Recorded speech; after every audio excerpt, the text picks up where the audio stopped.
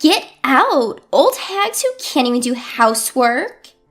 My husband and I, who had been living with our eldest son and his wife, were contributing $3,000 to the household every month. But his wife spouted such abusive language at us. We had been subjected to other forms of harassment from her as well. My husband and I were finally deeply angered. We wanted nothing more to do with such a woman, resolved strongly to take our revenge one day. My name is Susie. At 62, I work part-time while also being a homemaker. I live with my same-aged husband, David. David is a serious and kind office worker, so we have a steady income and never had any big fights. We have a son, Lawrence, who is 32 years old. Like his father, Lawrence is a very kind child who has grown up well.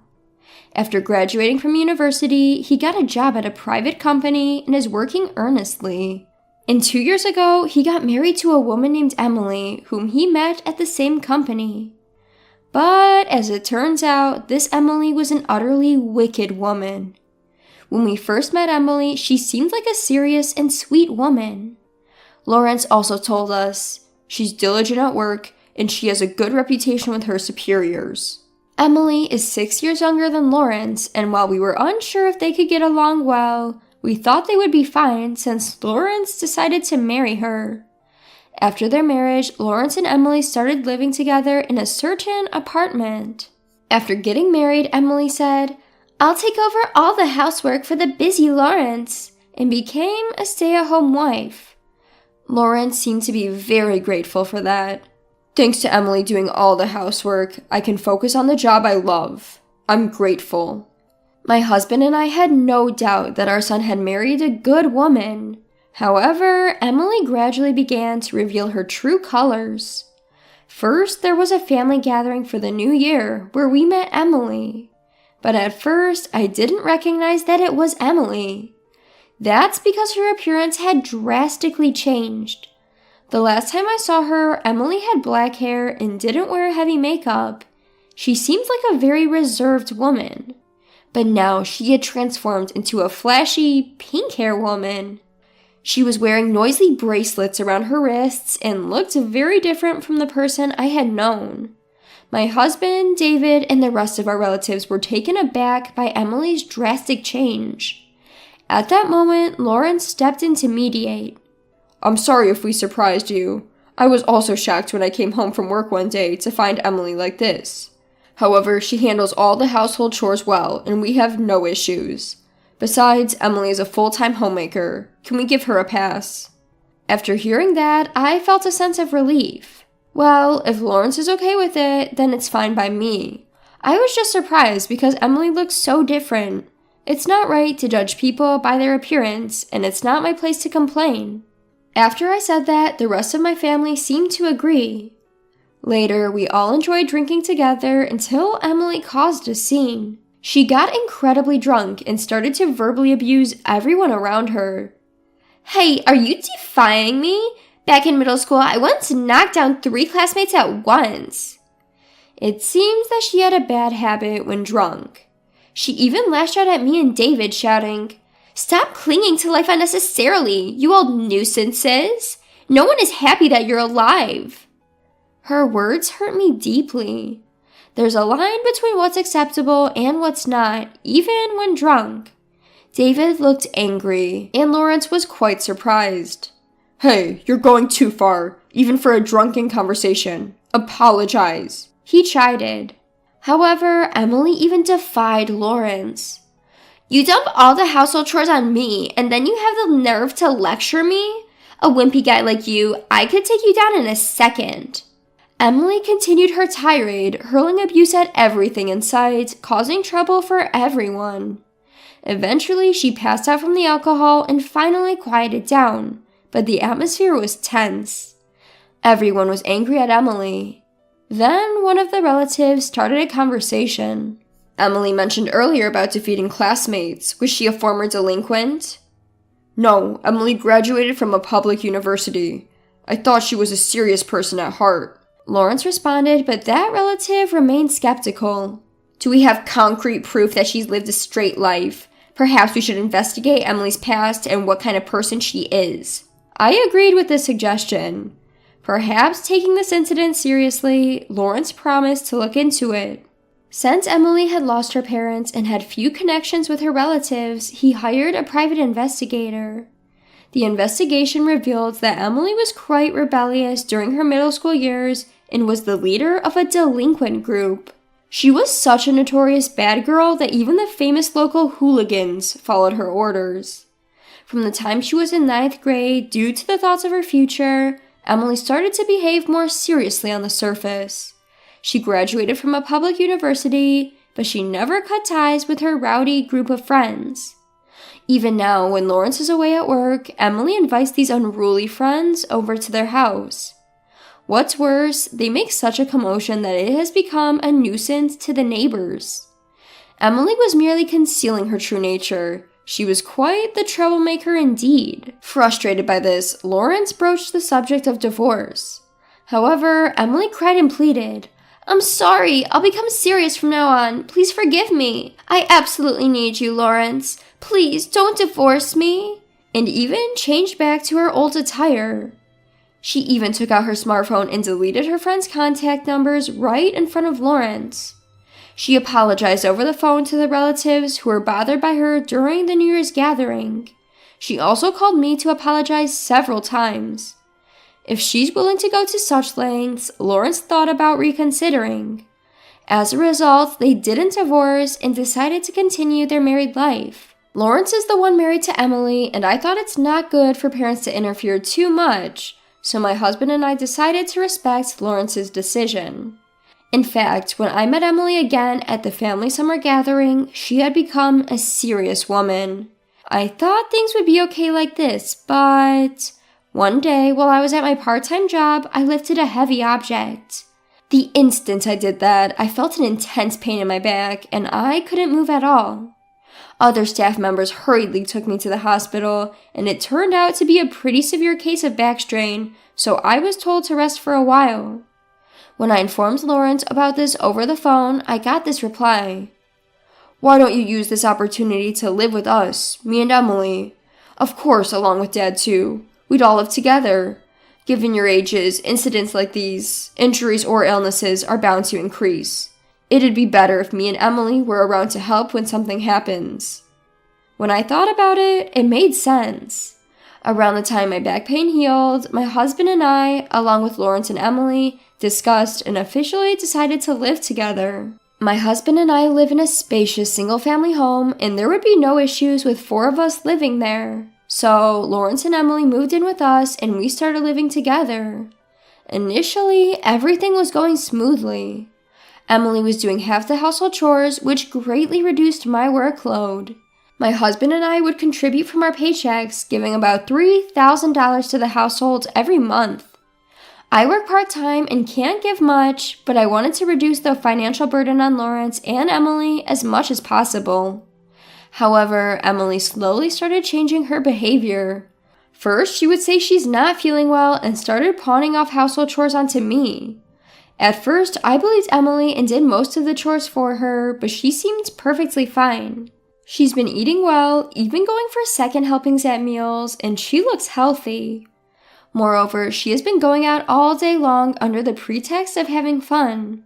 I couldn't help but ask, "Emily, I hate to say this, but are you really feeling unwell?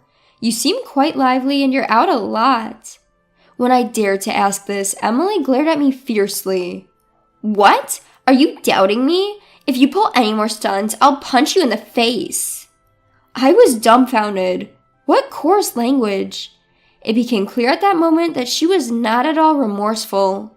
She must be pretending to have changed her ways because she doesn't want to break up with Lawrence.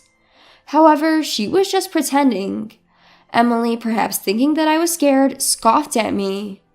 "Scared, are ya? Well, that's not surprising. I've been playing the quiet girl until now, but I'm done with that. From now on, I'm going to let my personality shine. You know what will happen if you resist, right?" Emily must have intimidated others like this back in her student days. Perhaps because she was able to manipulate others into doing as she wanted, she continues this behavior into adulthood. It would be a lie to say I'm not afraid of Emily, but I didn't live 62 years just for show. I won't bow down to the threats of this former gangster. Maintaining a firm attitude, I warned her coldly. If your harassment goes too far, it could become a crime, you know. I'm not your robot to do as you command. I won't just do as you say.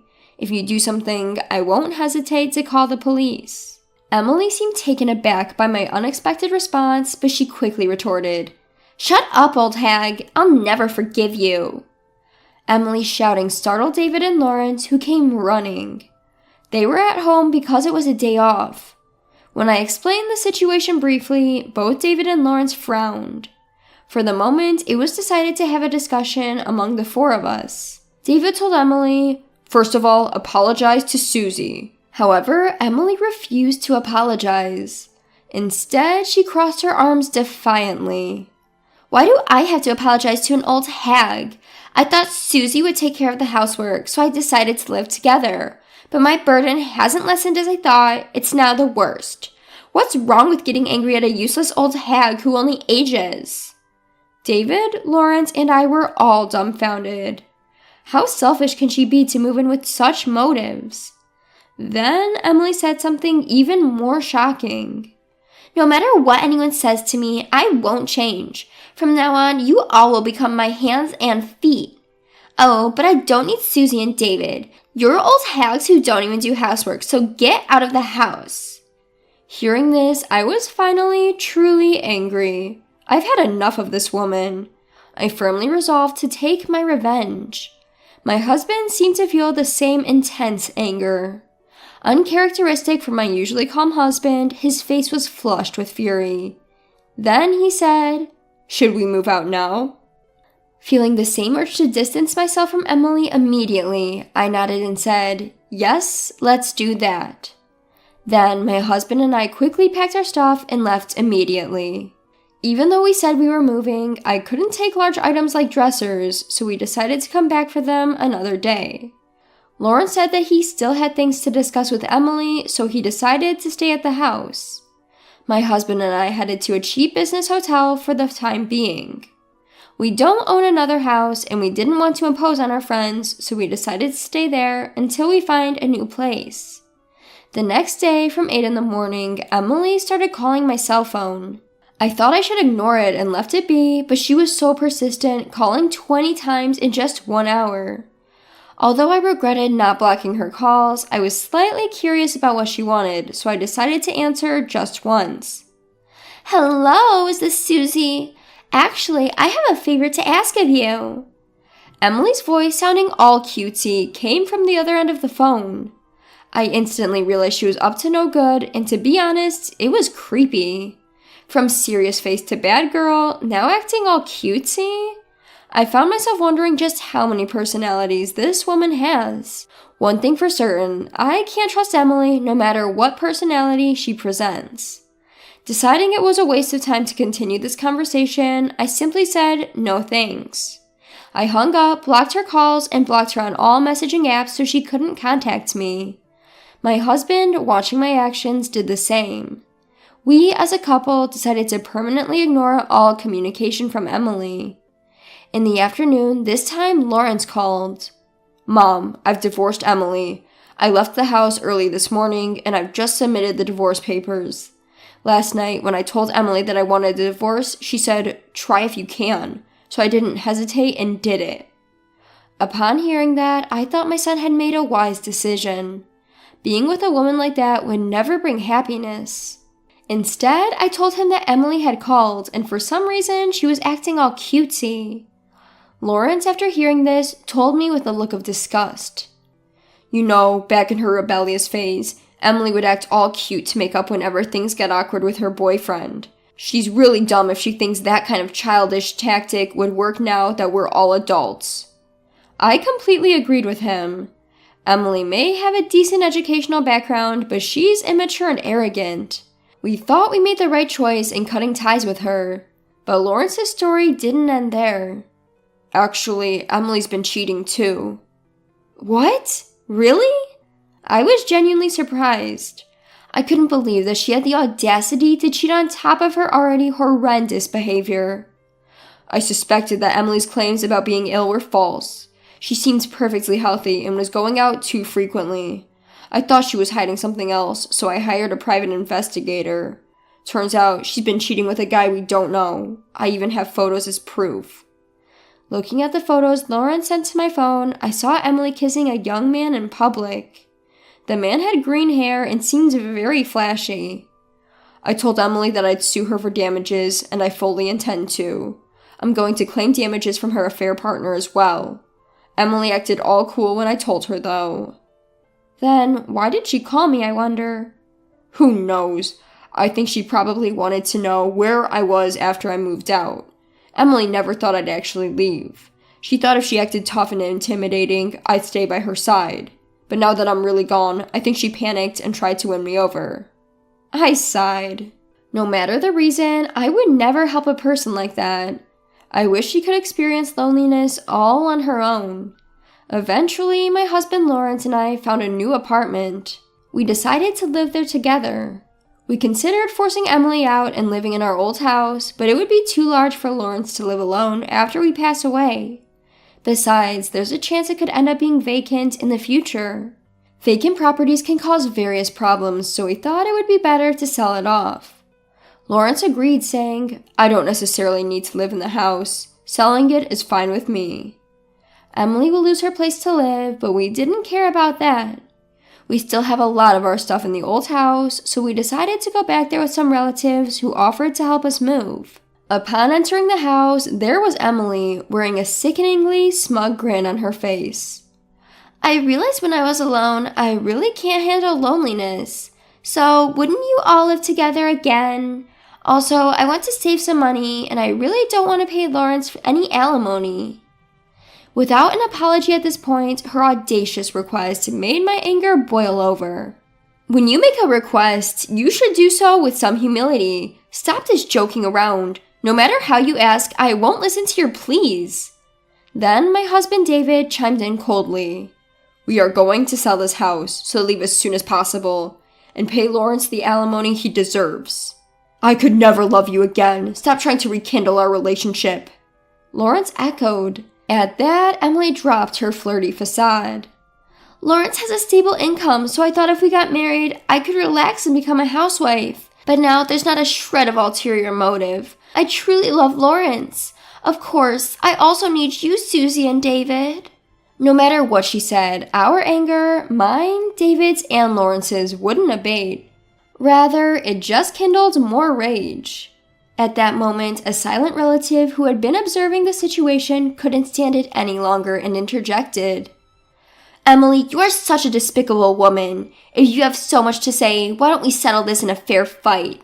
You seem pretty confident about your strength. I'll have you know I competed in a national karate competition. The relative swiftly stepped closer to Emily, staring her down. They radiated an imposing aura. This relative, a person in their 30s, was renowned for their physical strength. The part about competing in a karate competition was true. We had called them in case Emily decided to cause trouble. Even Emily, sensing the threatening vibe, whimpered, No, I don't want to fight. After you move out, never bother Susie and the rest again. You better leave quickly. And before you do, apologize properly, the relative warned in a low voice. Emily, suddenly becoming more understanding, quickly responded, Yes, I understand. I'll leave right away. All my large belongings, I'll leave them all here. I'm really sorry. She groveled, hastily packing up her belongings and leaving. Seeing this, the relative smirked. Emily can only act tough with those she thinks are weaker than her. When faced with someone she perceives as stronger, she becomes a submissive, spineless person, they observed. David, Lawrence, and I, recalling Emily's retreating figure, burst into laughter. With the pest gone, our moving preparations proceeded smoothly, and we managed to relocate to our new home without a hitch. After that, Emily rented an apartment and started living alone. As warned, Lawrence filed a claim for alimony. Perhaps due to the involvement of a lawyer, both Emily and her lover readily paid up. The person she was dealing with was a lawyer, someone who seems to hold significant power, and I suppose that's why she readily agreed. As my relative said, it seems she can't take a stand against someone stronger than herself. Since then, I have had nothing to do with Emily, but I do know what she's been up to. It was reported on the news that she was arrested. Combining the news reports, information I heard from acquaintances, and my own experiences, it seems Emily has led the following kind of life. Firstly, Emily used up most of her savings paying alimony. She planned to remarry the man she cheated with and live off of his income, but he cut off all contact. Left with no other choice, she took a job at a private company, but quickly quit after cursing at her boss. After that, she shamelessly approached me, my husband, and Lawrence at our workplaces asking for money. But the three of us completely ignored her and didn't engage with her at all, so it seems she eventually gave up. She accrued debt and finally ran out of money, and she turned to her old gang for help, but no one seemed willing to lend a hand to the fallen Emily. In a fit of rage, Emily assaulted one of her gang members quite severely and was arrested, ending up in prison. My husband, Lawrence, and I all felt that she got what she deserved. She's been causing trouble since her student days, only caring about maintaining her facade, never showing any remorse. A woman like that, it seems fitting that her place is in prison. I hope she takes this time to reflect on her actions. On the other hand, my husband, Lawrence, and I are living peaceful, everyday lives. The three of us are living happily together, and we're even planning to take a trip on our next long weekend. Moreover, cleaning is much easier in our apartment compared to a detached house, and it's conveniently located near the station. I think we made the right decision moving here. We want to continue enjoying our peaceful life as a family of 3.